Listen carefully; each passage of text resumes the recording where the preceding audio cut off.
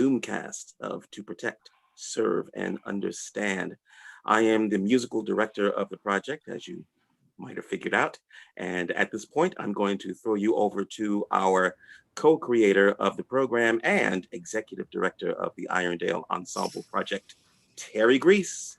Take it, Terry. Hey, thank you, Michael David.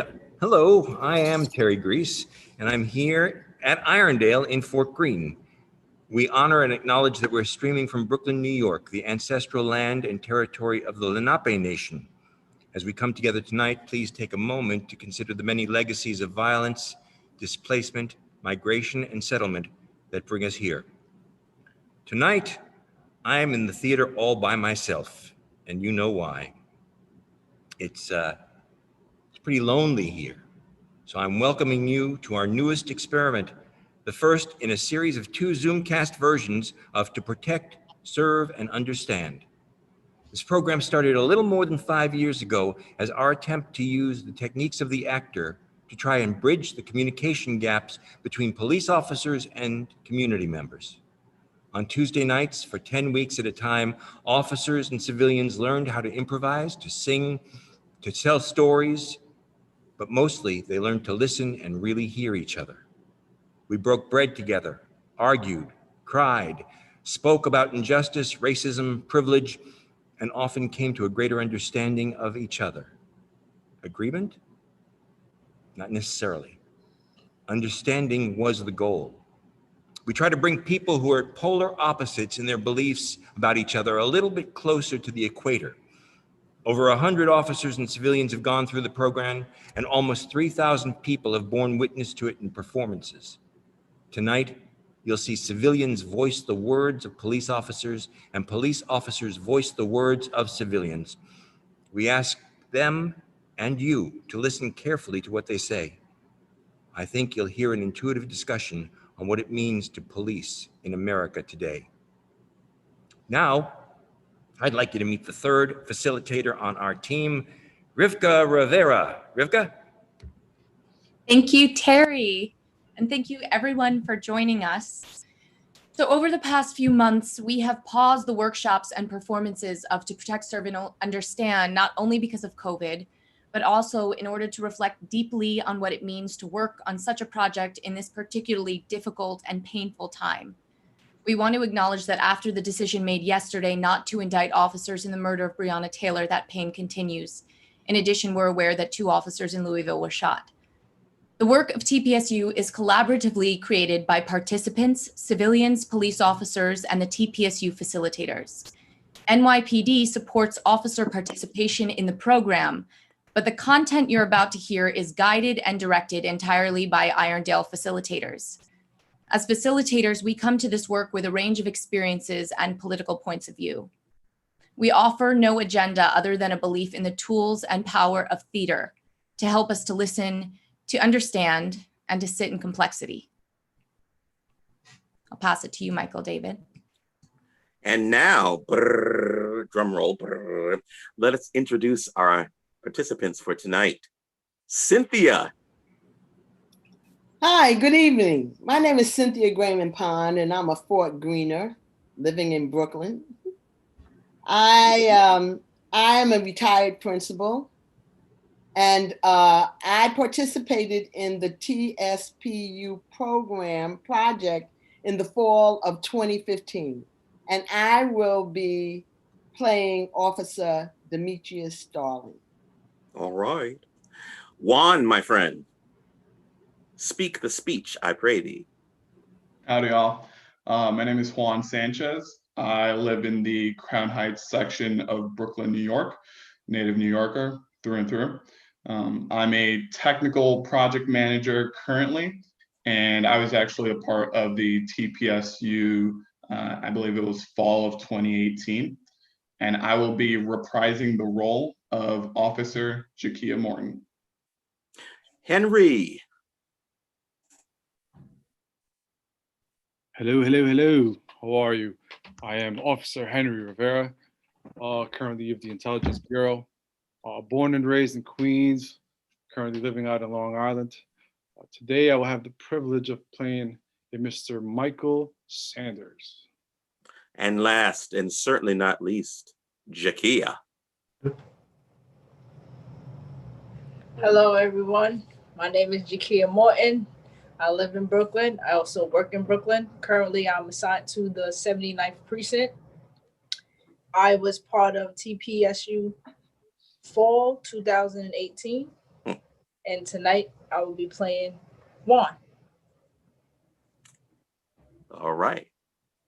I'm going to ask our 4 players to close their eyes and just focus on your breath. And you know what? Just for the heck of it, you out there in Zoom land, try this too. Close your eyes, just focus on breathing. Nice and easy. Now fill that blank screen behind your eyes with the image of someone you know out there, but not quite so well. Our participants are going to see the person they interviewed. See that person as clearly as possible. In your mind's eye and all through your body, repeat their names and send that name like an electrical impulse up through your entire body. Cynthia, see Officer Demetrius Starling. Officer Henry Rivera, see Michael Sanders. Juan, see Officer Jakia Martin. And Jakia, see Juan Sanchez. You and all the others out there, hear their voices. See their facial expressions. And now, starting with Cynthia, let us get to know Officer Starling. Hi, Miss Cynthia. My name is Demetrius Starling. I've been a police officer for 14 and a half years, 15 years now, working on my 15th year. My name is Juan Sanchez. I live in the neighborhood of Crown Heights, Brooklyn. I've been here for about 2 years, but I lived in New York City my entire life. My name is Jakia Morton. I've been on the job for 4 years. Right now, I'm currently the youth coordination officer, so I pretty much deal with any type of crime or really anything involving youth. My name is Michael Sanders. I'm from Memphis. I was 18 years old when I left my father's house. The thing about the South is, even though there's racism and things going on, they're all very polite. It's a status thing. It's like you're a Black human being and you're fine as long as you don't get out of your place. And your place is never to run anything, but to be a worker. You know what? People often ask me, why did I become a cop? And why did I become one? Probably just my family background of it. You know, my grandfather was like, I don't recommend the military, you know, because he was a military man and he didn't believe in it. He's like, listen, you know, the military ain't no place for a Black man. He used to say to me, like it was cold as day. He used to say to me, like, a military base is no place for a Black man. He's like, if you're gonna do anything, be a cop. He's like, you do 20 years, get out, get your pension. Yeah, that's it. But as far as the military, I wanted to go to the military because I know he was in the military. And he did it, but he would not give me the okay to go for it. And I really valued what he would speak on. And I was like, well, you know what? I won't go that route then. I just won't do it. I mean, it's always something that I've wanted to do as far as working with kids. I like kids. Well, I love kids. And just being able to be that role model, I feel like, and being more somebody that they can relate to, like, I'm still so young. So I feel like I'm a little bit more relatable to kids. I'm a project manager for a company that delivers food. It's kind of similar to Fresh Direct. It's nothing fancy, but it pays the bills. I'm the son of immigrants, the youngest of 4 siblings. So I was always taught that you need to make a lot of money to be successful. And so it was the job that I was able to do.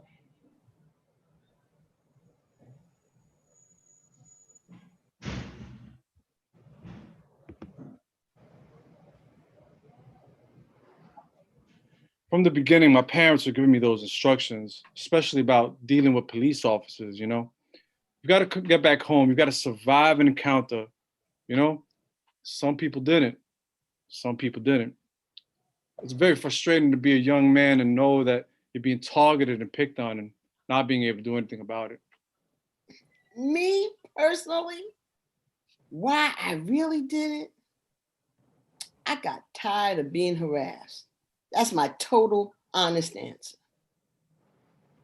Like, actually, I looked into becoming a cop, but the thing is, when I was in high school and stuff, I kind of wanted to become a cop just because I knew there were a lot of perks and benefits. Do I wish I was a cop? Yes and no. Part of me always wishes I was a cop because hindsight is 2020, right? Like, know what I know now, I feel like I would get in and be just like you. You know, I don't like the way things are working. Maybe we should do things a little differently, you know? Maybe try to be the change from the inside. Try to be the person that, quote, does good or whatever.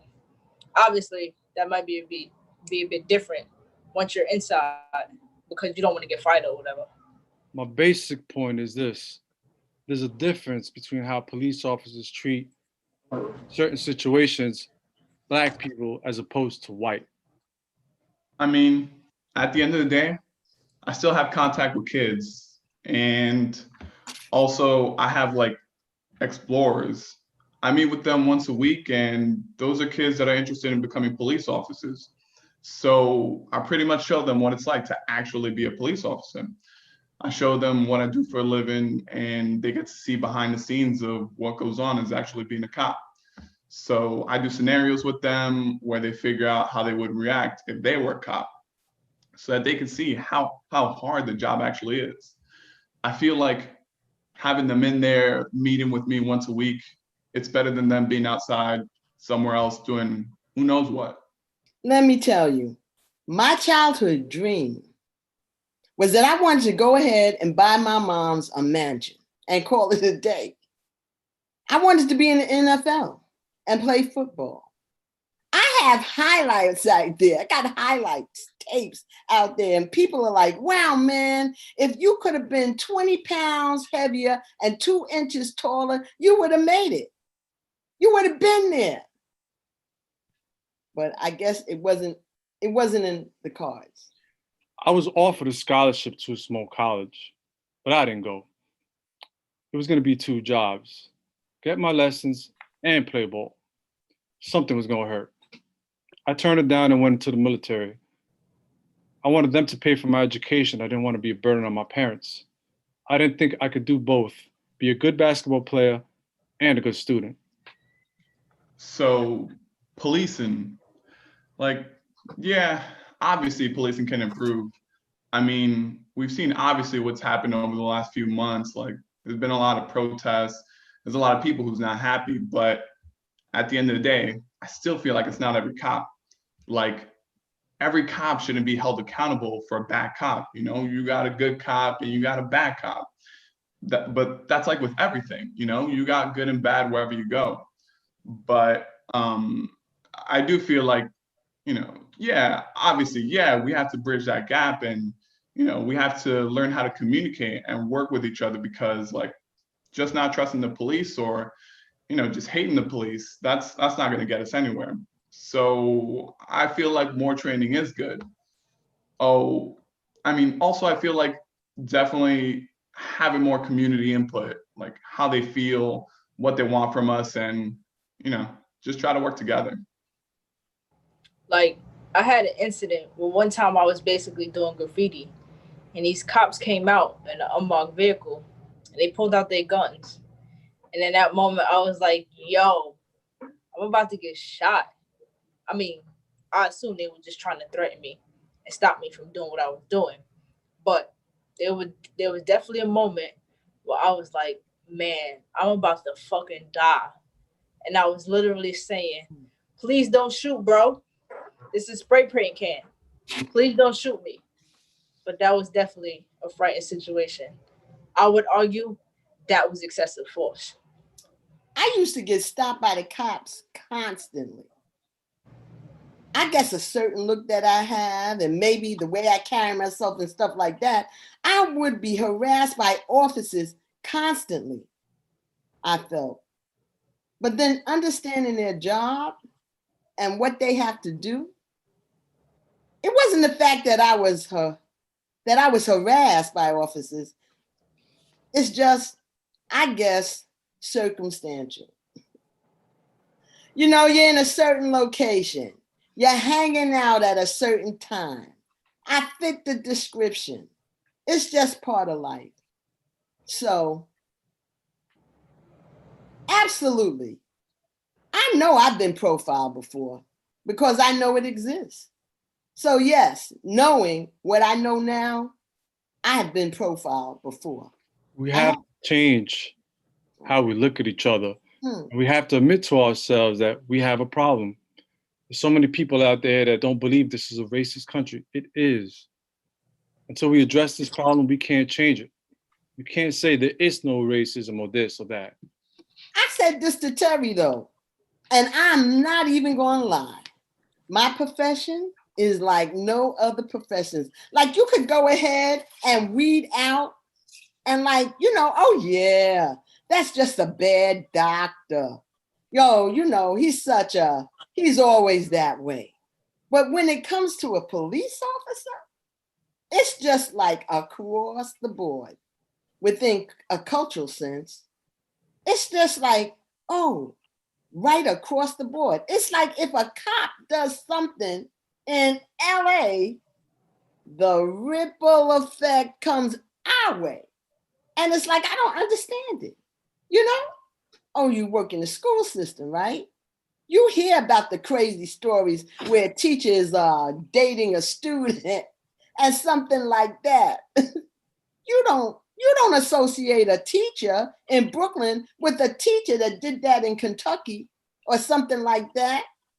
And I'm like, I just don't know why.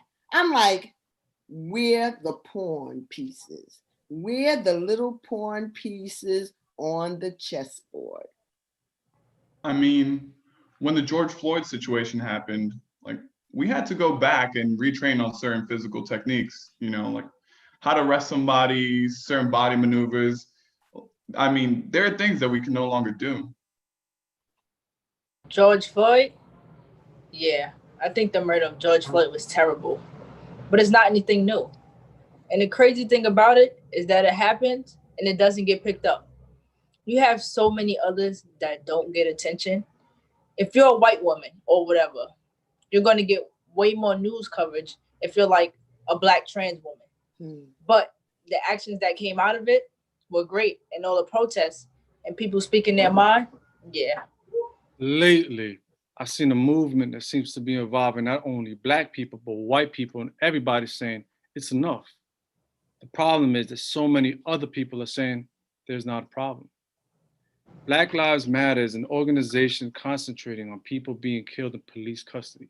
You can start an organization dedicated to crime fighting in black communities, and I will get behind you 100%, but don't just complain about it, because that doesn't help. That doesn't help me. I'm against rioting and against anything not a peaceful protest. People's property should be respected, but sometimes it's like, what do we need to do to be heard? So the protests, like when this whole situation happened, we had changes with our schedules and we was working every day, 7 days, 12 hours a day. We was on standby, like wherever they needed us to be for a protest, you know, we had to be. So for me, as far as that, it took so much out of me, mentally, physically, emotionally. It was really bad for me. And just imagine working those long hours, you go home, it was literally draining for me. And I remember one time, there was something going on. I didn't get off of work until 1 a.m. and I had to be back at work at 5 a.m. So I only have like maybe an hour or two of sleep. And just remember, it was just so much. Like, I don't even know like who I was, because it was just so much. And obviously people had the right to protest. You know, what happened with George Floyd, I don't agree with it 100%.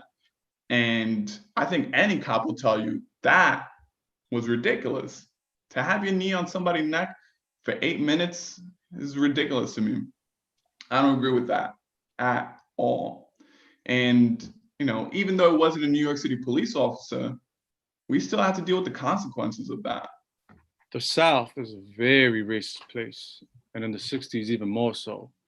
A lot of young people, especially with police, were coming up missing, you know, and they would be found later on dead, you know. They didn't have cell phones and cameras and all the good stuff that they have now. Back then, you could literally get away with murder.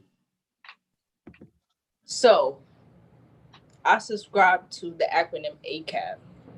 Do you know what that is?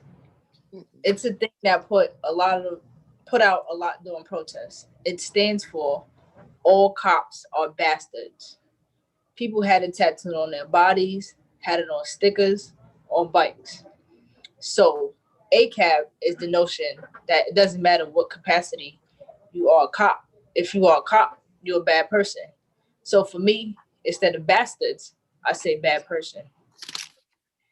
Now, I know this is not going to curb me favor with anybody, but I think racism affects policing in a way that a lot of people or a lot of police officers don't quite understand. It's like, boom, here, especially in the NYPD and in New York City, a lot of police officers are white. And so now you're getting to a situation where a lot of police officers are brought up in a system that was mostly operated by white people. I mean, a lot of the laws were created in the United States, were created by wealthy white people to benefit them. And so at state and local level, a lot of these laws were not created for people that look like me. It was created by people that were trying to keep other people down. And so that's why I come back to ACAB, because I think it's impossible for cops to disconnect themselves from a structure that was created by certain people to keep other people down. So a lot of these protests are putting in people's faces. So yeah, we need to realize that policing and race are intertwined. It's one group having power over another. I mean, I don't want to sit here and say ACAB. Well, I actually do. I want to sit here and say ACAB. But cops of any color are put into a system that is designed to oppress and keep people down. There are some cops that come from Long Island, that come from Staten Island.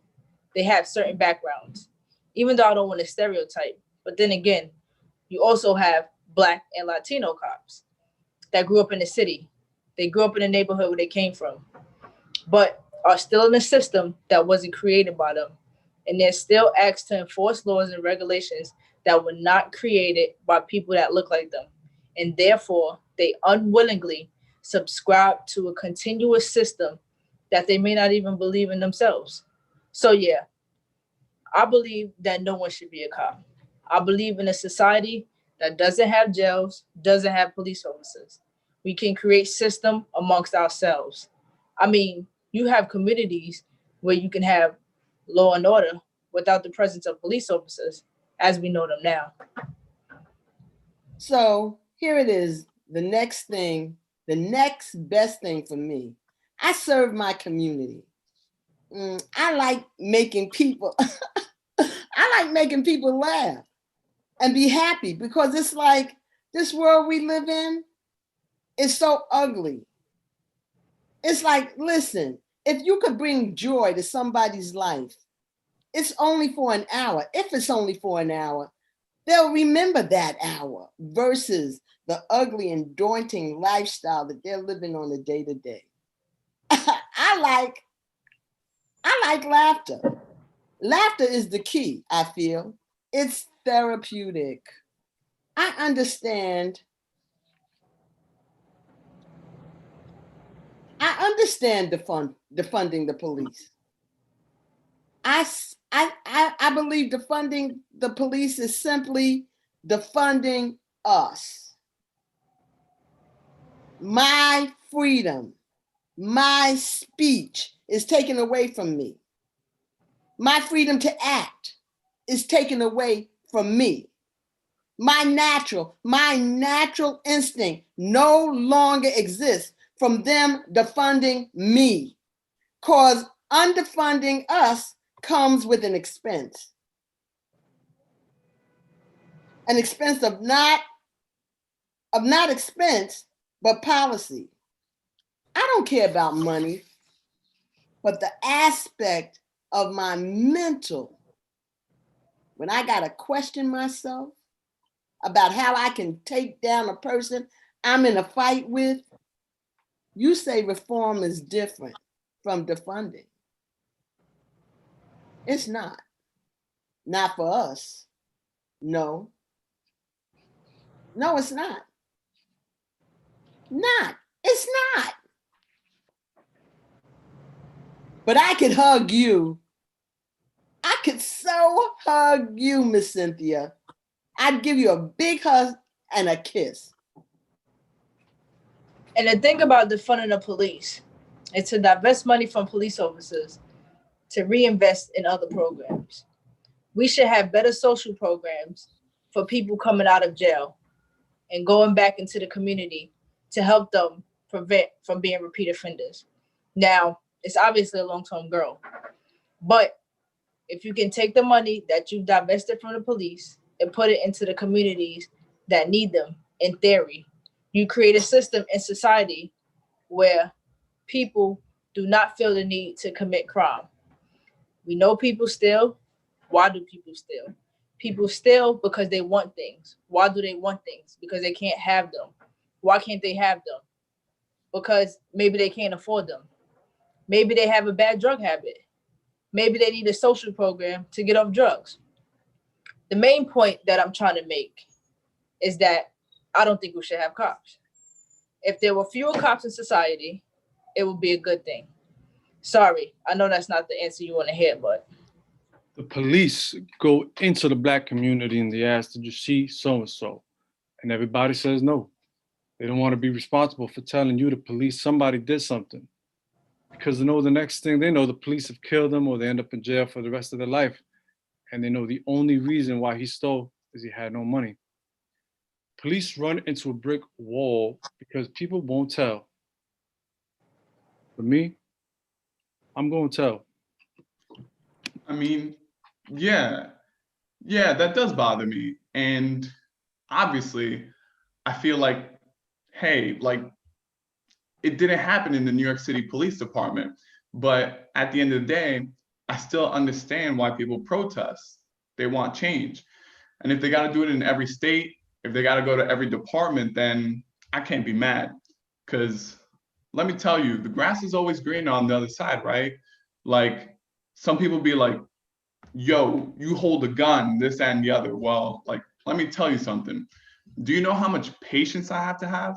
Like, I basically can't, like, I can't really argue. Like, even off duty, I have my off-duty weapon, right?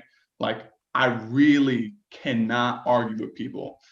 I really can't. It's so much more because I know, like, I can't engage, you know, in arguments. And I have to stay 100% calm all the time because I have a gun. I mean, you really have to have restraint with a gun, and that's hard. Sometimes I get into an incident with somebody and you go off and, yo, I just be wanting to curse back at you. But then I'm just like, yo, this could escalate. So, you know, you just got to walk away. The way we're trained, I personally, actually, I hope no New York City Police Department officer would have their knee on somebody's neck. For 8 minutes, not us. So, do I regret not being a cop? Not at all. Do I wish I could be a cop who could call people out on their bullshit and put my best foot forward? Yes. Like, that would be cool. Also, man, I don't want to hold no gun. Dude, that's a hard decision.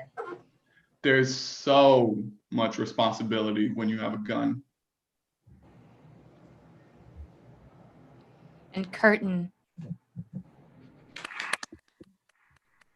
Thank you. Thank you to all our performers. That was wonderful. Let's have everybody come back out. Thank you. And Terry Yes. and Michael David, join me. Yes, indeed. Great, Yes, indeed. great job, guys. Well done. Well done. That was our first virtual experiment. So thank you all. That was wonderful. We're gonna call up our participants as well. If you can come on, those of you who were interviewed but did not perform, but past TPSU members.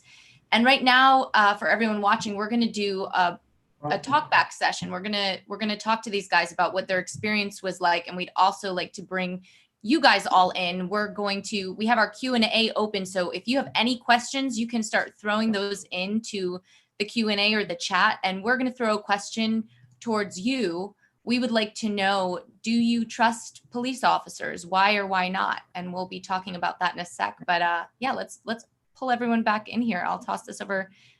Terry, what's our first question? It's me. I got it. Michael David. I got it, big. I've caught that football.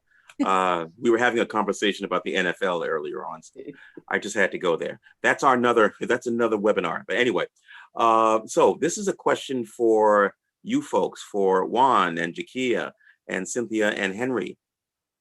What was the experience like hearing your words coming out of the other person's mouth? And anybody can, answer that. It's, sense of my words coming out of the other, if you will, that person that's opposite me. What was that like for you?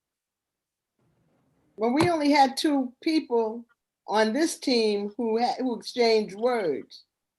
Yeah, but Demetrius is there. He can answer. Yeah. Yep. Oh, Demetrius is okay. there. Yep. I guess. I think for me, obviously, Juan, he's more the anti-cop person. So some of the things when I was going over the script and I was reading it, just like with the whole ACAB thing, it was just like reading it and then performing it as him. But like my reaction inside was completely different from what I was presenting to you guys as Juan. So I think that was just a little bit, it was different. It was a little bit weird for me. I will just say very quickly, it made me very happy to hear another cop say ACAB. So having the ability to kind of like subvert everything and implant that, and I hate to sound super like full of myself, but I believe in the words that I said, and having it almost mirrored back and almost seeing a mirror of that conviction as well is satisfying. I mean, I don't know if Jakia took anything away from it that wasn't just reading a script, but it felt good to hear another person say those things. And I always encourage people to say those things, but I hope that they actually believe them. Well, I would ask you that, Jakia, just bringing that back to you, what do you take anything from saying those words? I mean, what does that do for you? Because I can remember when we first had the conversation and you first heard that and I was watching you, your body and your face definitely did some stuff. So I'm just curious about that. I mean, yeah, like I said, obviously I don't agree with everything of what Juan, but at the end of the day, I have to respect how he feels and I have to be inside his shoes for me to understand that. So I think it was pretty good that I was actually able to do this. Like I said, I didn't agree with 100%, with everything, but just being able to do it and be in his shoes, it was good for me. It was a good experience. Cool. Anyone else? And that includes the people that weren't necessarily on camera, but were able to hear the conversation. Like Demetrius, if you're out there, my brother, what's up? I want to bite my tongue because it's like, I don't put it like this. First thing I would ask is, how long you been on the job? Me? Who were you directing that Yeah. to? Jack, 4 years. 4 so years. you've been on 4 years. Right. What did you feel like when the protesting was going on? Were you down by like the Barclays Center, any of that? Like, did you see any of that? Like, were you involved in it? They came to my precinct. So the 7-9, They came to the your first precinct. night they came to the 7-9. Right. And that was And all it was the chaos. right. So now with that mindset, right? And then having to do what you just did now, do you feel that you can make an assessment of why they're doing it? No. I mean, like I can understand, of course, the anger, with George Floyd. And like I said, even as a cop, I don't agree with what happened with George Floyd. But like, right. just with how some of the way some of the protesters, like coming in our face, throwing bricks at cops' head. Like, I get it. You don't have to like cops, like 100%. Some of the stuff you see, like maybe you have your own experience of what you dealt with regarding a police officer. Go ahead.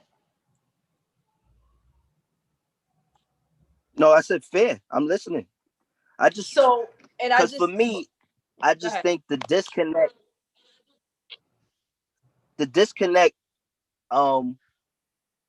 is what do people consider peaceful? Like the word peaceful, like when you say peaceful protest, like I don't like the word peaceful in protest, period. The reason why I say this is because the reason you're protesting is because there is no peace.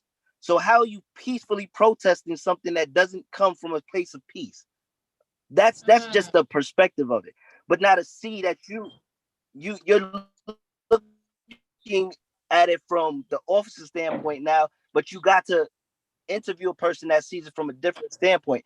For me, being down at the Barclays Center when they was throwing frozen water bottles at us and fighting people and stuff like that, and they setting cash, like the trash cans on fire and using them like freaking haystacks and rolling them down a block at us and stuff like that.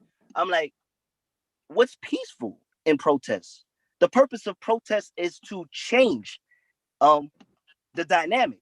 That's why wars are fought. That's why the whole concept of the police force is a problem with its own entity. And I'm like, listening to what you were saying, I was like, I would like to meet that person. I would like to meet them because it's like, well, you got to understand, there is no peace in protest. People always say, oh no, yes, there is. No, there's an agenda that has to be had. There's a perspective that we're trying to reach. But those people that are out there fighting for a cause don't look like you and me. That's my next question. Okay, wait a minute. Yes, go ahead. Can we get back to? I think we get a little bit. Okay, yeah. Can we get back to how did you feel hearing your words said on the screen? It scared me. It scared me because I realized how much history causes us to act certain ways.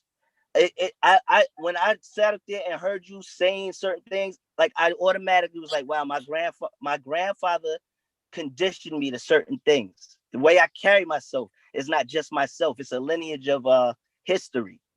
History is the problem with life, period. Like we don't want to revisit all of these issues. Like I said, when I sat in Terry's program, I said, yo, a lot of that stuff stems from down south. My grandfather is from a southern spot that I don't even know the name of, like Bessemer. Like you ask people, like, you ever been to Bessemer? Like people like, where the hell is that? So it's like those conditions within policing from that southern root, no different than when I was listening to Henry. His accent and everything, it gave me chills because I know people that talk like that from down there. And I know what they carry themselves on. Like that Confederate flag flies proud down there. So I'm like, we're not talking about a basis of, like, let's think about New York and its dynamic right now. Everybody wants to talk about red state, blue state, right?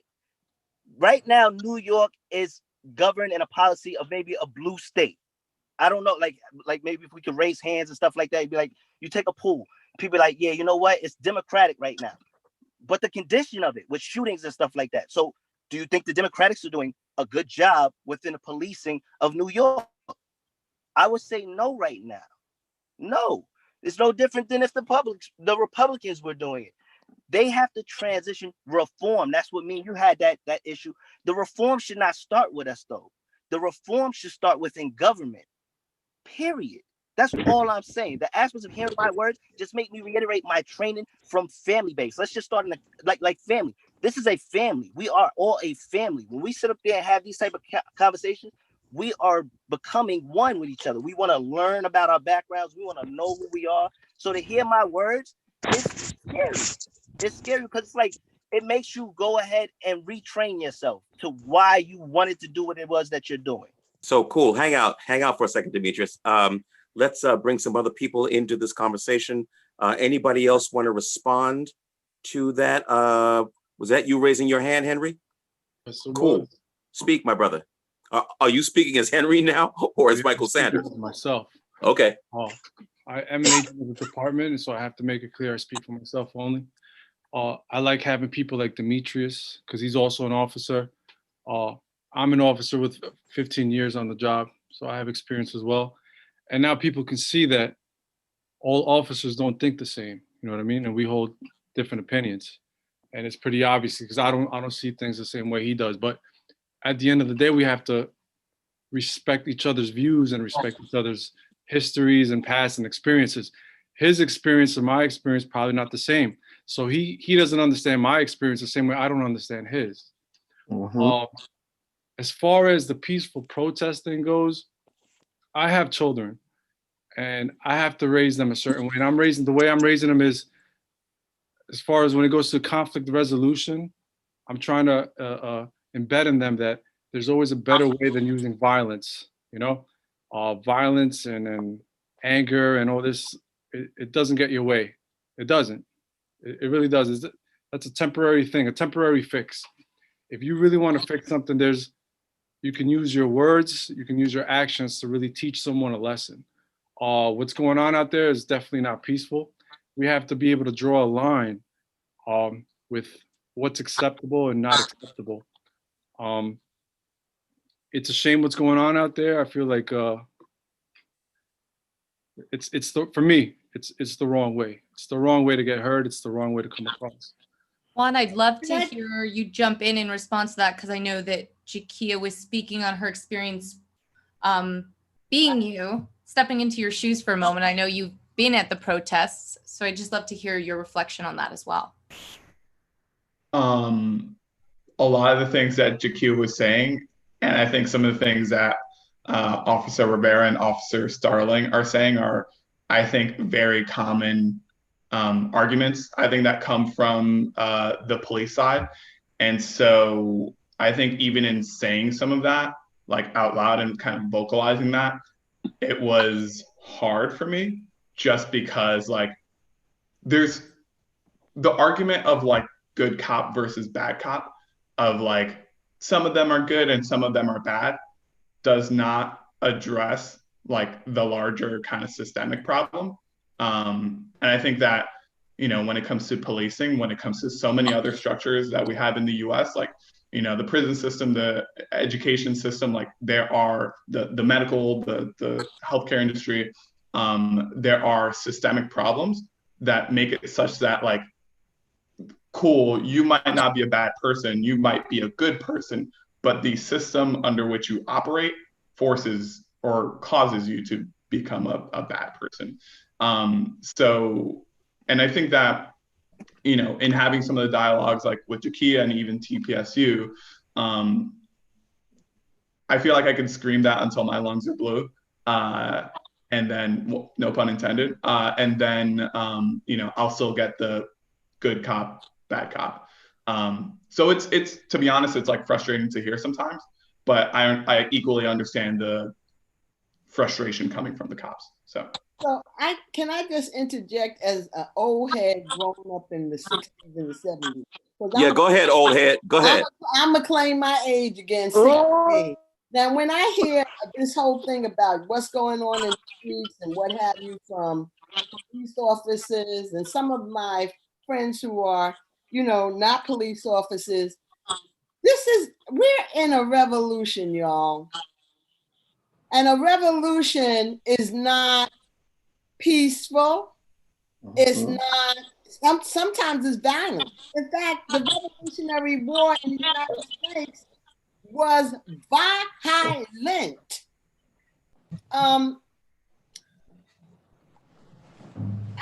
I just think that the picture is bigger.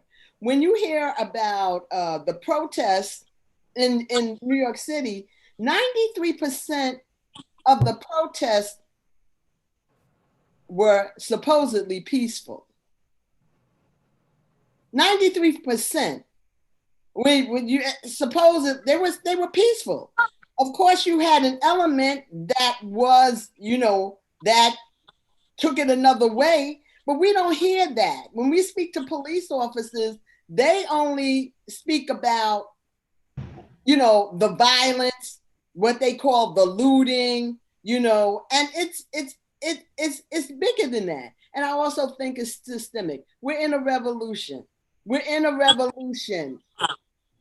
All pawns on that chessboard. I would like to just put in a couple of comments from the audience, actually. Karen, I guess it's okay to use her name because she put her name in. Quote, "It feels as if no matter what police do or say changes what people / non-cops believe. Any sense of what, if anything, will get through to those who are unwilling and indeed feel unable to change where they are coming from." And I guess that's directed to the cops themselves. Also, she says, "This all feels very futile. So what keeps you going?" The fact that change is going to come. That's what keeps me going. Change is going to come. It ain't pretty, but it's yes, it is. And somewhere Sam Cooke is smiling and nodding. Yes. Yes. Anyone else? Yeah, I would like to address what the idea of violence, the violent protest. Hold on. Is this Michael Sanders? This is Michael Sanders. Yeah, my name is probably curious. Okay, else. Hey, there you are. It's a little difficult to hear you, Michael. How about if I speak louder? No. Not quite. Nope. Maybe you want to try to put something in the chat. Okay. All right. Okay. Let's see. Oh, here's one. From YouTube, Michael David. Sorry, Terry? Your chat's on YouTube too, that people have. Yes. Let's see. Question for folks. And this is for the police officers, actually. 2 police officers were shot 2 days ago in Louisville in response to Breonna Taylor's death. How does this resonate with you? Oh, and this is an amazing discussion, by the way. That was for the person who asked the question. Thank you so much. Specifically for the 2 police officers. Yes, specifically for the 2 police officers. Well, for one, go ahead. For one, that just goes to show why we should never allow mob rule. From my understanding is they took it to court and they found nothing to go after these cops. Everything they did was lawful. And that's from my understanding from the facts that they had. People don't like the outcome, so now they feel free to go ahead and shoot cops, I guess. I guess that's okay. It's not. So that's why I say you have to invest in law and order, not mob rule. That's how I feel. And Jakia, thoughts? I feel like for Breonna Taylor, like that situation, the outcome, I didn't agree with, the outcome and how officers were indicted. That's just how I feel. And at the end of the day, before this uniform is on, I'm still a Black female. As far as shooting other police officers, now I don't agree with that as well either. Like to shoot, what is that gonna solve? Shooting time out. That's not going to bring her back. And it's just I just don't agree with them shooting But that cops. you answered your own question, because when they were executing the search warrant, her boyfriend was shooting at police, correct? But they went after her boyfriend. They should have did research. All right. He, So they went after wasn't the he boyfriend, right? the person they were going Oh, after don't was do already in that. custody, No. right? Exactly. The Yes. how Yes, she got he was shot already was in custody. So that no. means somebody didn't do Yes. some type of research. Yes, he was. No, he was already in custody. She was. So that So shouldn't then even Well, happen. maybe we yes. need to get the facts Yes, he straight. was. You're right. Right. So that there's no argument. They shouldn't have been there. He was already in custody. He shot at them and they shot Correct. back, and that's how she died. Flip That's the They script. shouldn't have been there though. Brother, hold on. As an officer, 15 years on, me and you relate. Check this out. I did narcotics for 3 years, undercover work, all right? I see many of circumstances where the court should have been at fault for it, because a no-knock warrant is never good for 3 reasons. One, it keeps us safe. I get it. But a no-knock warrant is never good. Here's why. You're not announced. You're not announced to these people. This is their home. This is their home. How would you feel right now? I come to your house, no knock. You're a police officer. Now, a person that's a criminal comes to your house, right? Like you're associated with a female, queen pin. This is hypothetical. Not saying that that's the case, but I want you to be in a mindset of how I feel as a black man when I see and hear certain rhetoric. And it's like, listen to it. But I agree with put you. yourself, Henry, hear this out real quick. listen. You are dealing with a queen pin, right? She sells coke. You don't know. You don't know she's selling coke. You don't know that she's doing all of this underworld shit. She lives in your spot. Y'all break up. Y'all break up though. Now, the way search warrants work, me and you got the same amount of time on. You know how it is. They get the last 3 or 4 addresses that your woman stayed at. Your house happens to be one. Got kids, stuff like that. Y'all all in the house sleeping. You hear somebody bang your door. Your mindset is what? Let me grab my gun, defend my family. How do we know that's not the case with that new boyfriend that she was dealing with? Right. He's in there with his new girlfriend. It's a new man. The firearm that he had, licensed, certified to carry. Yep. They come in there. They bust in your door, Henry. This is you. What are you doing? Can I I don't know. It's an intruder. I see guns. I see guns. I see a threat. I'm trying to defend my woman that's in this house. I'm letting rounds go. Boom, boom, boom. I'm letting rounds go. Oh shit, they cops. I don't know that. I don't know that. I'm asleep. I wake up. I'm asleep. I wake up. I see guns. How do you feel about that? Can I ask Juan and Cynthia to respond? Yeah, here's the thing. It's really amazing to me how when a cop gets shot, I mean, it's like, oh, first of all, I don't believe in anybody being shot and killed. Okay? I'm just saying reactions. What I see from reactions from police officers when a cop gets shot is like, oh, okay. It's the worst thing that can happen to us. Black people been getting shot, killed 7 times. That man shot that boy, that young man in his back, point blank. Now, when we show outrage, when the patterns are happening over and over and over again, it's like, well, why y'all doing that? But when y'all get shot, it's like, it's why y'all doing that? It's the worst thing. It's flipping now. It's flipping now. How does it feel to be shot? One of your members are shot and killed. You feel bad. This has been happening to Black people for eons. Eons. People tired. Now I agree. Flip. How bad does it feel? It feels bad. That's the way I feel.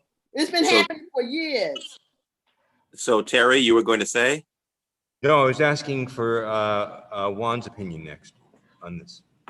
Just very quickly. I mean, to be honest, it's a little troubling to hear people talk so flippantly about shooting people. We just shouldn't have guns. No one should have guns. No knock warrants. Like no one should have shot at whoever. I'm a firm about hearing Demetrius Officer Starling saying like, if he doesn't know who's coming into his house and he has his off-duty weapon or his weapon and he's gonna let off some rounds, like that's hard to hear.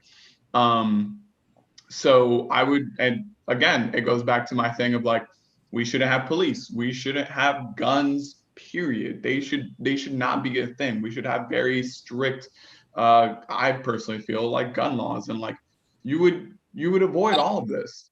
You would avoid all of this. I would Agree, like, Juan. hang on a second. I would I like don't to, agree. I would like to inject a quote from the late Justice Ruth Bader Ginsburg, which was sent to us.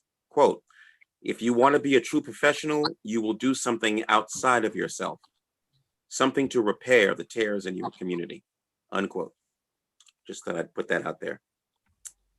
Let's see. Sanders, is your audio working? We'd love to hear from you, Michael, if your audio is working. I don't. Sanders? Yeah. Oh, it's still not. Okay. Yeah, it's not good. Type it into the chat, Michael. We have a few responses from our question that we asked that I'd just love to put into the space. Yes, please. We asked, do you trust police officers?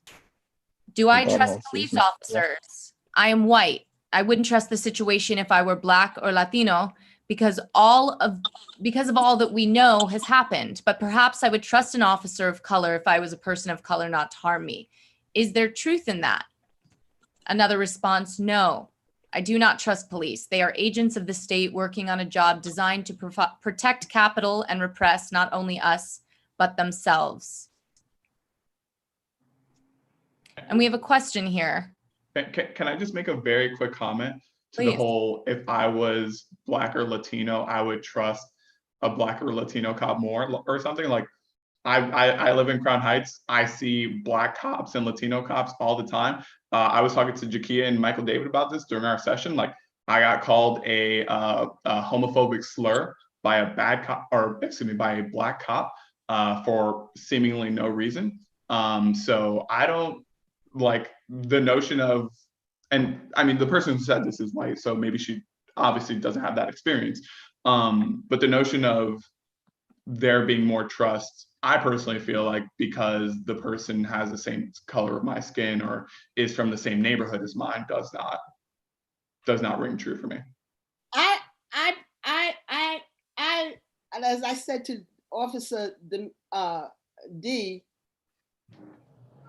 what happened for me, the disconnect was because I hold police officers in high regard, knowing that we all play in this system in terms of whatever you do, there's systemic racism and bias all throughout the fabric of America. And I'm a participant as an educator. We're calling our own, I'm calling my own profession into account, including me, for miseducating people, okay? And promoting racist policies. I hold police officers in high regard. The challenge is, as I said to Officer D, is that when you see when you see a pattern happening across the nation, as if it is a mindset and police officers are given the okay to become weapons of destruction collectively, there's a disconnect for me. I can't say I don't trust the police officer. I love the police officer for a long time. I have people in my family that are police officers. So I'm not gonna, and I believe we need policing. We need humanistic, moralistic policing. I don't think that we could, as a society, from how we roll, we could do away with the police. We need reform though. And we need the funding. Can I ask you all, because I'm so curious. So this whole group here, we've all been, I mean, over the past 4 years, you all have gone through this 8-week process with us. We've had these intense conversations. We do this ultimately, this is all we do, improv games, we do theater, but we sit together for our audience, we sit together at the beginning of the evening and we break bread together and we have these hard conversations. And I'm just so curious, you all are here tonight having this hard conversation. This is not comfortable. We're all in pain. We're all angry. Why did you all say yes when invited to do this project here and now? I didn't want to. I don't want to dominate the conversation, but I really didn't want to, because the state of what's going on is raw. What's going on in our society? I really didn't want to come back, and I'm like, why Terry asked me to come back and revisit this thing? Because it's so raw. So I have to call on my better angels, okay, to be conscious of my thinking and my feeling. But it's raw. It's like really bad out here right now. But I did it for a reason. What reason? Because I know it's for the greater good. And you never stop the conversation. Never stop talking to each other. Learning about somebody else's perspective. That's me. That's the way I feel about it. That was an interesting comment. Somebody just put into the chat, quote, Cynthia for president. I'm fine with that. I will go along with that. No. Absolutely. Jakia. I agree. She was a principal. Jakia, why'd you say yes? I think for me, I feel like people need to understand, like, how cops feel, like how we feel too. Again, with the protest, like I was saying during the interview, I understand why people protest. I'm not mad. I was tired. My body, 12 hours, 7 days. I tell you, I was still doing overtime in between that. I understand where people coming from, so I'm not mad. But like I said, I just also, the whole violence thing and, throwing stuff at cops, that's just my thing I don't agree with. You want to protest, go ahead. But, just to let people know, like, I do agree. The George Floyd situation, 100% that shouldn't happen. And just to let people know from a cop perspective, and I'm sure other cops would say that too, but they don't agree with that. Juan, what about you? Why come back? So I think, this might come off as a shock, but I don't have any friends who are cops. I don't know anyone who's a cop in my personal life. I guess my brother does security, but that's maybe the extent of it. And so seldom am I ever afforded an opportunity to hear a viewpoint that is completely different from mine. I consider myself super progressive, anti-cop, whatever, throw around whatever words you want, but I never talk to anyone who's on the opposite end of that.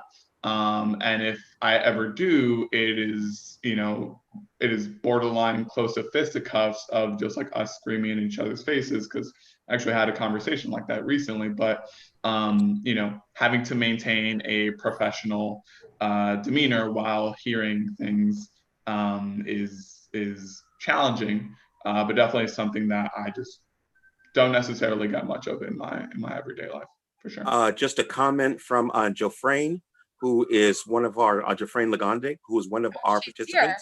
Oh, she's here. Oh, I'm sorry, I didn't see you. Hi, Jofrane. You could say herself.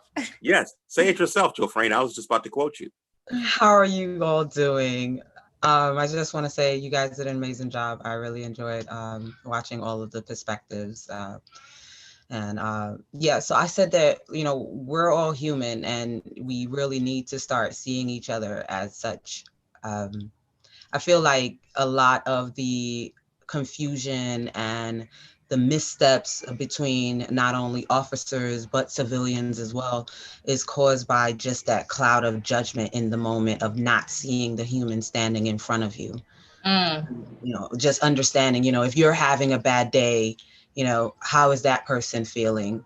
That officer may be having a bad day and don't want to pull you over, but now they kind of got to do their job if you're like doing something illegal or something of that sort. I know there are a lot of times where, officers have to do their job, whether it's getting tickets or what so have you. But when they pull up on the other end, when the officer pulls up to that vehicle, if that person has an attitude, they might be having a bad day as well. They might have a whole bunch of things going on. So now you're pulling up, I'm probably going to get a ticket. Depending on who you are, you're probably going to get this like attitude coming at you. So the two clash in a way where in that very moment, it can go left very quickly. I'd just like to point out that Joe Frayne is one of our alum. Yeah. And we also have another alum here, Officer Miguel Van Brackle. Hello, Miguel. Hi, how are you? I'm good, my friend. Good to see you, Michael. Would you like to chime in something here? Sure. Just to parrot what Joe Frayne was saying. You know, at the end of the day, officers and civilians are from the same group of people. We're all New Yorkers. We're all Americans, and that disconnect of two sides diametrically opposed needs to be re-examined, and it has to come from within. Very quickly, I can't be empathetic to the villain. Oh, you know what? Let me reply to that. Please. At the end of the day, I would like to have a society where police aren't necessary, but we're not there. And I don't think we'll be there for quite some time. And I'd rather have a police officer respond than have my local drug dealer respond when I need help, or have a gangbanger respond when I need help. That's just me. Well, and let's see. I hold on. Yeah. Go ahead. Go ahead, Jeff Frayne. Oh yeah. I kind of agree but disagree. It depends on who you get when it comes to the gangbanger or the drug dealer. Being that I grew up in Flatbush, and when I grew up in Flatbush, I was born in '83. So when I was like developing and walking the street by myself, it was probably like between '92 and '98. You know, there was all type of people around in the neighborhood, but for me, I didn't fear the drug dealer. I didn't fear the gangbanger. They were actually an added protection in a sense, that, you know, they didn't try to abuse us. They didn't try to do anything of that sort. So we didn't have that fear. We feared police officers. That's what created fear, because police, we didn't see gangbangers just randomly beating up people. We didn't see gangbangers just randomly or drug dealers just like randomly shooting people. But we seen those abuses from police officers. So we living in the neighborhood, we didn't fear our neighbors or gangbangers or what so have you. We didn't fear them. We knew who they were. We understood them. We can actually put them in check half the time. So that was a controlled environment for us, but we understood that police officers came in and saw them initially and were trained to see them as a threat. But our elders in our neighborhood actually appreciated those young men, because those were the same young men that would carry bags in for the elders in the community, that would hold the door, that would help elders in the community. So they were very thoughtful people. They were not horrible people. They made choices because they had to survive and they had to take care of their families. And unfortunately, in our neighborhoods and in our Black and brown communities, those were the options that were presented to us because we were. Yeah. Okay. No, finish that thought. Yeah, no, those were the options. So we never saw them as just outright bad people. So that was the flip. Cool. A couple of other comments. We all bleed the same. We're all people. We won't make this. We are all okay. Oh, that's you, Jafrain. I just want to put in me, Michael David, born and raised in Bed-Stuy. My experience, I feared the gangbangers. Absolutely. I got beat up by the gangbangers, and those same gangbangers would help my grandmother in with her bags. So that's what makes it so complicated, man. Yeah. Sometimes in the same day. We have Michael Sanders here, who's good. I want to give voice to him because he's right there, but his audio is not working. Michael Sanders says people react with violence when they feel they are not being heard. The first thing they should have changed, they should have changed the law as a show of faith. The people feel their lives are not valued. We also have a few more comments in here from people in the room. One side has Please. guns. And I don't think cops and civilians will ever come together. Civilians don't have the power that cops have. We're not fighting the system the same way. Cops are fighting the people. Meanwhile, people are trying to survive the system, fighting the system the same way. And that's something I would like to ask you guys as well. I know in some of the interviews you discussed this, but when we talk about systemic racism and these power inequalities, what, especially for the officers, what do you think people are talking about when they mean the system? Yeah, Henry. No idea. New York City has 320 murder victims this year. 0 of them killed by the police. So who killed them? Was it systemic racism? Was it New York City police? We have to be very specific with what we say and how we speak. Jafrane just mentioned that growing up, she might have trusted a drug dealer more than a police officer. That's hard to hear. You know what I'm saying? That's hard for me to hear, because I know that I would never violate that trust. And for a civilian to feel like they could trust a drug dealer more than a police officer is very disturbing. So, I mean, we have to look at things for what they are. Like I said, 320 murders this year, 0 done by police. So we got to really reflect and take a look at that. I'd just like to point out that the comment before that from Aaliyah came from a former member of the Irondale Ensemble Project, Young Company, so she is no longer a teenager, a young adult. Go girl, glad you're out there. Thank you for being here with us today. Anyone else? We have a couple of more questions and comments before we need to close this off, because we want to be respectful of people's time and space. Something I wanted to address what Henry said. Cool. And Officer D and I got into this discussion about, the gangbangers and New York police officers. Yeah, y'all might have not killed 324 people, but you were police officers in New York with a couple of people's asses just on GP. Profiled and took advantage of their status and power just on GP.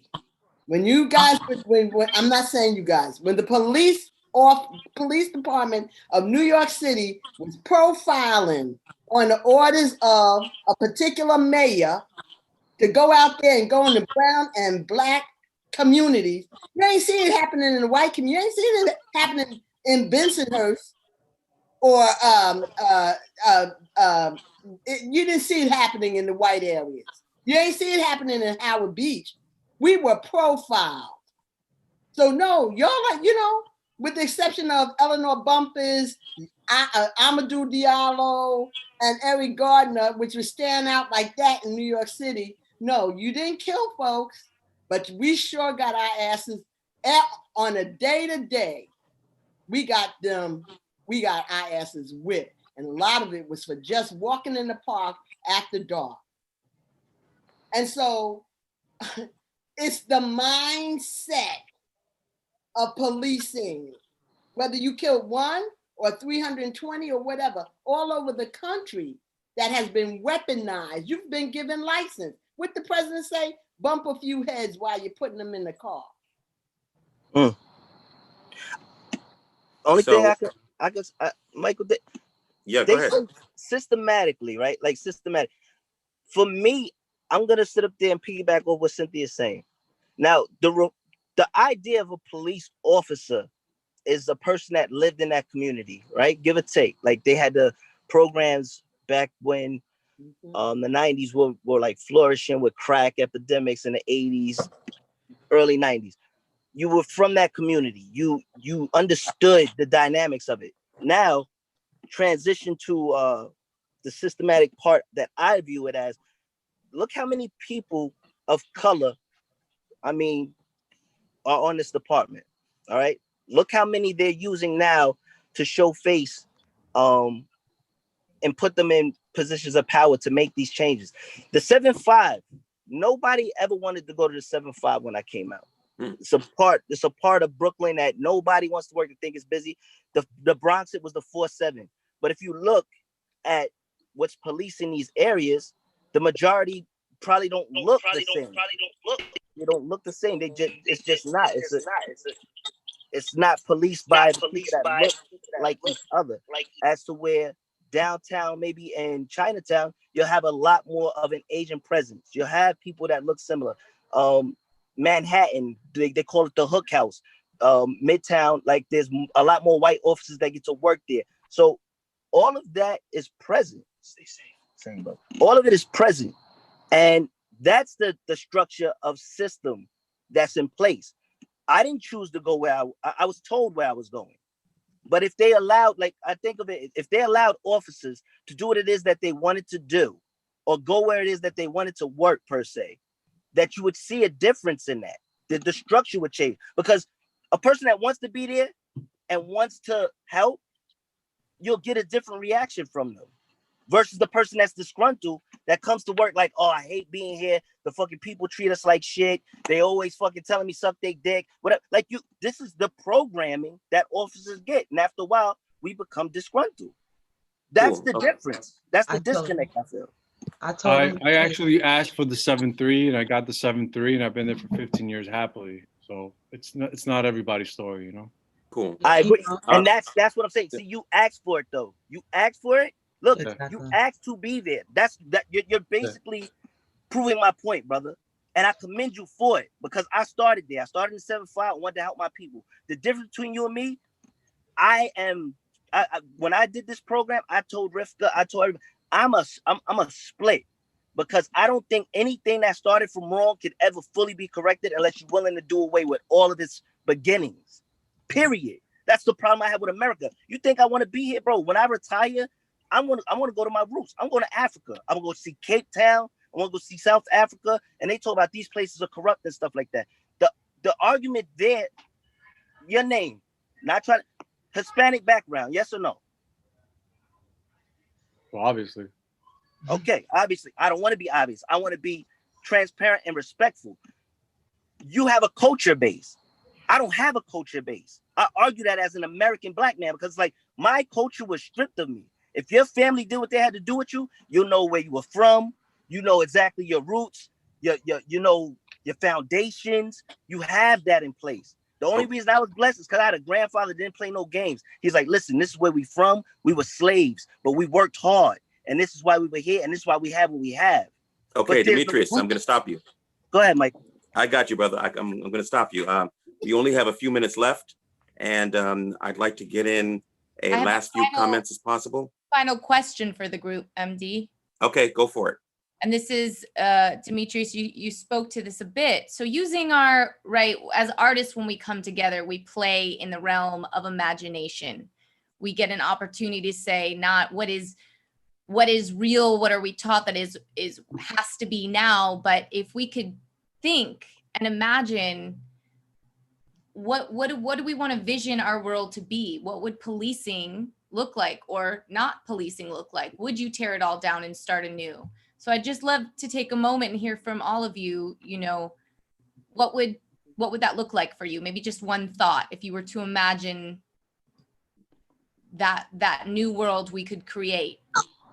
Yeah, let's and we're going to hold you to this too. Just one thought, like 1 or 2 lines, just so that everybody can get their piece in here before we start with me. Nope. Okay. Absolutely not. Absolutely not. Nice try, Demetrius. Can I start? Absolutely. Yes, you may. I definitely would love to see a world where people learn how to self-govern themselves, to be moral in their principles and guidance of their spirit when they're dealing with another human being, regardless of the scenario, whether it's police interaction, people interaction, family interaction, friend interaction. Okay. I would love to see that. Okay, gonna hold you right there. Anyone else? Black Lives Matter. Okay. Jakia, what about you? I don't know. I can't even come back to me. Okay, I will. Officer Henry Rivera, Yankee fan. Before I answer, first I want to say thank you for having me here. Thank you for Cynthia, Jakia, Joe Frayne, Demetrius. You guys did excellent. Much love and respect to all of you guys. And of course to you, Terry and Rivka. The only thing I could say is that we're always trying our best. We're always trying to pursue excellence. And I'd love to see a world where accountability goes both ways. I think that's the problem a lot of people are having. They feel like there's no accountability. And we have to remember that we should aim for it, both on the law enforcement side and also on the civilian side. So that's my perfect world. So thank you guys. Appreciate it. Cool. Juan, before you say your piece, I'm going to point out, Henry, that you didn't say my name. That's because I'm a Met fan. I understand. So I said you, because I was speaking to you. I mentioned you, Terry, and Rivka. You know, why?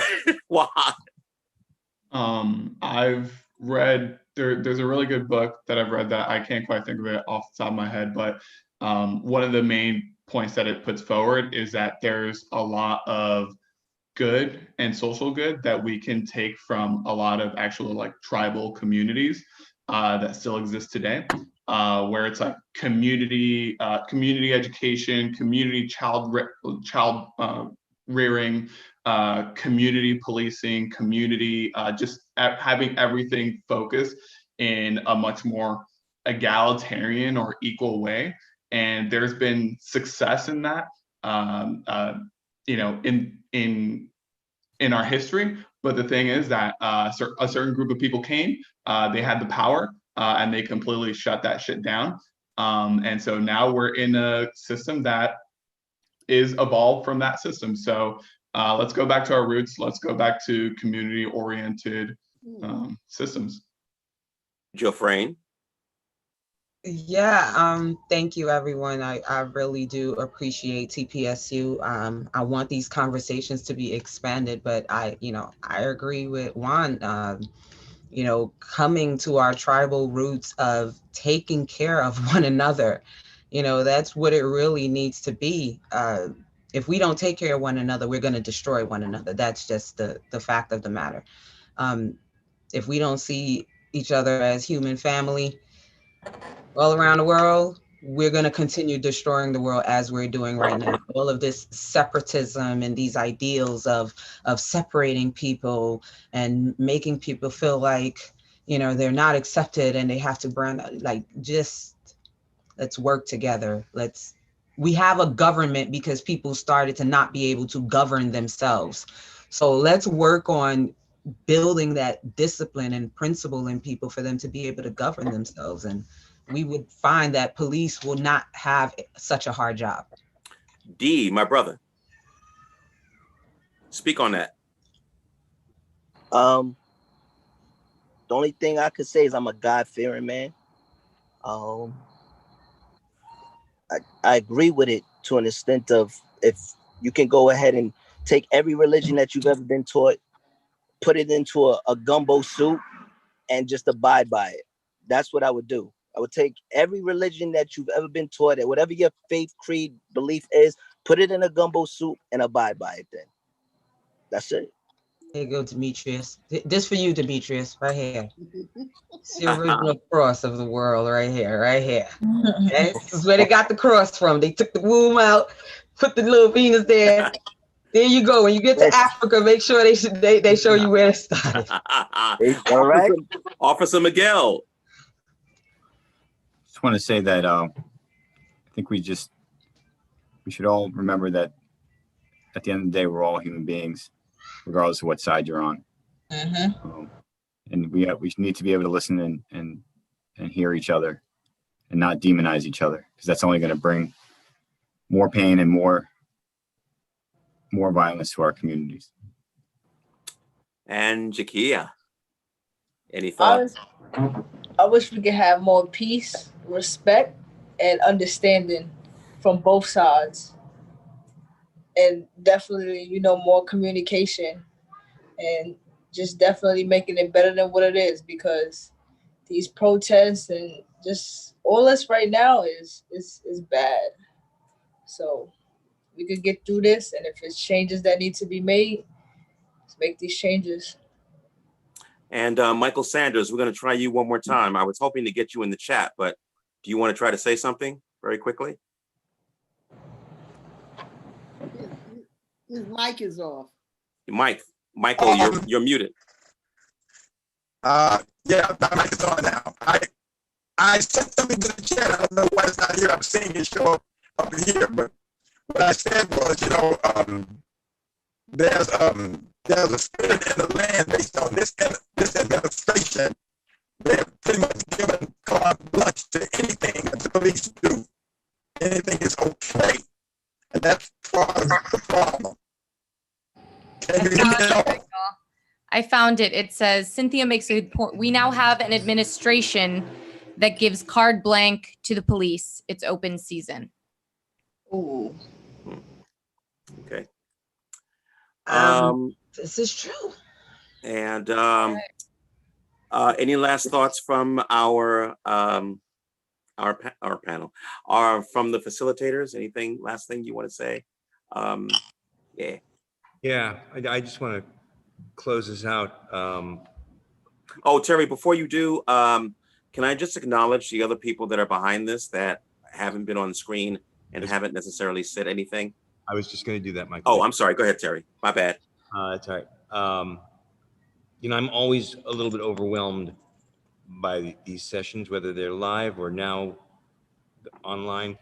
I think, I read a quote, and Michael David knows this, I've used it a lot in our conversations, by a poet named Mark Kaminsky. And he said, "Our only hope is to sit together, cite us, and tell each other's stories." And when I read that quote, I said, that's exactly the goal of TPSU. We're sitting at a site of loss these days. And it's so important that we keep telling each other's stories. Lots of people make TPSU happen. First, kudos to tonight's participants. I can hear you all out there applauding. You guys did a tremendous job. All the alumni have been with us for 5 years, who've made this program, this experiment, stay an experiment and keep growing, and we all keep learning from it. I want to thank Renata, Max, Lucy, Barbara, Ronnie, everybody behind the scenes who put in hours of creativity and sweat and passion. Max and Ronnie lit me tonight. Thank you very much for that. Fabulously. Thanks to all our funding partners who support this work. I hope you see that when the theater must go dark, the work continues. Tonight, we tried to give you a taste of how TPSU works. In times that divide and isolate us, we're trying to continue the conversation that started here in our theater. And if this is something you'd like to be part of when we go live again, you can contact us at tpsu@irondale.org. And finally, if this is a project you'd like to support, we can certainly use your help, especially in these times. You can find out how to help us by going to our website, www.irondale.org. Meanwhile, you have our promise that this work will continue. Thank you for joining us tonight. Hope you'll come back with a digital friend next week to hear some more stories and continue the conversation. Good night. Michael, would you sing us out? Sure. Rivka, anything from you before we leave? Just gratitude and appreciation that you all showed up. I asked that question about how hard it is because I find it almost harder every time and more rewarding every time. So thank you. Thank you. Okay. Yeah, I was when I was taking a shower this morning, you're like, where is this going? When I was taking a shower this morning, I was listening to this song having nothing to do with this actually, but it reminded me of this other song. And I just been sort of like, it's been in my head kind of all day. And I'm just gonna sing like just a couple of lines as a way of saying goodbye. Are we really happy here in this lonely game we're playing? looking for words to say, searching but not finding understanding anywhere. We're lost in a masquerade.